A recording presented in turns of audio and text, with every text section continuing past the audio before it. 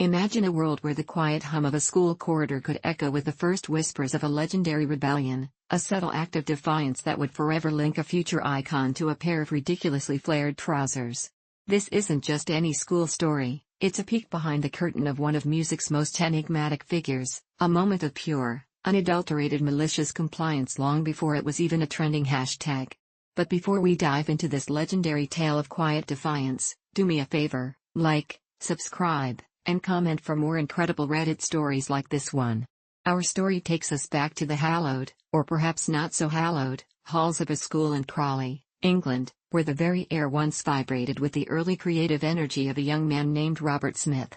Yes, that Robert Smith, the one who would go on to front The Cure and paint the world in shades of dark romance and melancholic beauty. While I wasn't there at the exact same time, attending the school a few years later, his legend, particularly among the teachers, was very much alive. They remembered him, not just as a former student, but as a personality who had left an indelible mark. It was my form tutor who first shared this gem with us back in 1989, a time when The Cure were already famous, their anthems permeating the airwaves and shaping a generation. She wasn't the type to boast or seek glory from past connections. In fact, it was quite out of character for her to deviate from the curriculum and offer such a personal anecdote. But the story, as she told it, just resonated with the very essence of the Robert Smith we knew through his music and public persona. It was believable precisely because she had no reason to fabricate such a tale, and it truly sounded exactly like him. She painted a picture of him in his sixth form years, the equivalent of our final 2 years of high school. Even then, he stood out. She described his attire as different, a word often used by educators to politely flag anything that deviated from the norm without explicitly condemning it. This wasn't about breaking dress codes with blatant disregard, it was about an artistic expression that simply didn't conform to the unspoken rules of school uniform or acceptable student fashion. One particular day, the legend goes, Robert arrived at school wearing trousers that were, to put it mildly, striking. My tutor recalled them as being enormously flared, perhaps blue and white striped, making quite the statement as he walked down the usually staid corridors. They weren't just a little wide at the bottom, these were a theatrical, almost cartoonish explosion of fabric, defying gravity and every sartorial expectation of the era. They were loud, they were bold, and they were undeniably him. Naturally, such a spectacle couldn't go unnoticed for long. A teacher, likely one of the more traditional and rule-abiding members of staff, eventually pulled him aside. The conversation was probably brief, to the point, and delivered with that familiar blend of authority and exasperation that only teachers possess. The complaint was simple, direct, and, in retrospect, wonderfully absurd. Robert, the teacher must have said, or something to that effect, your trousers are too flared. It wasn't about cleanliness, or modesty, or safety, just the sheer, unapologetic flaredness of them. Now, most students, when faced with such an instruction, might grumble, perhaps comply by switching to another pair of trousers the next day, or maybe even attempt a subtle, less egregious flare. But Robert Smith wasn't most students.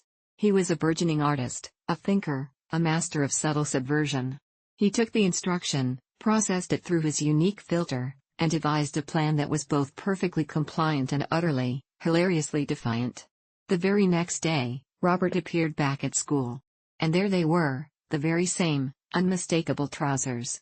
The blue and white stripes, the massive, almost comically wide flare. But this time, something was different. At each ankle, the voluminous fabric had been tightly tied, cinching in the enormous flares to create a bizarre, almost balloon-like silhouette above the knot.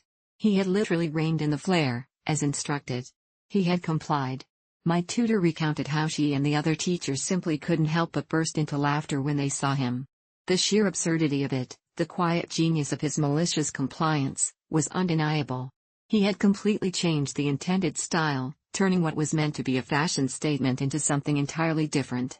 She said he looked like Andy Pandy, a beloved, slightly goofy British children's puppet from a bygone era, known for his baggy clothes and simple, innocent demeanor. The image of a future gothic rock icon, looking like a beloved children's character, all because of a trivial school rule, is just perfect. And the best part? Robert Smith, true to the rebellious spirit that would define his career, simply didn't care.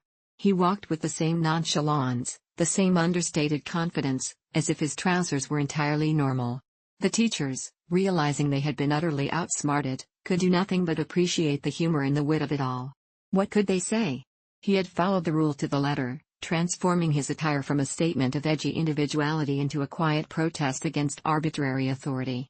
This story, recounted in a mundane classroom decades ago, stuck with me.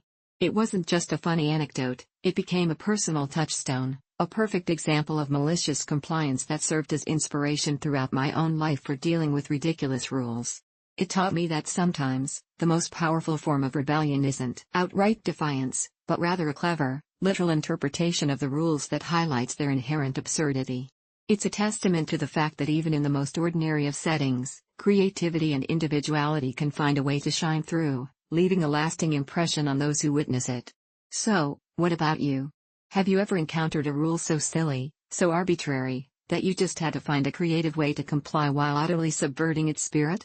I'd love to hear your own tales of malicious compliance in the comments below. Don't forget to like this video and subscribe for more stories that prove the human spirit, especially when faced with bureaucracy, is endlessly inventive.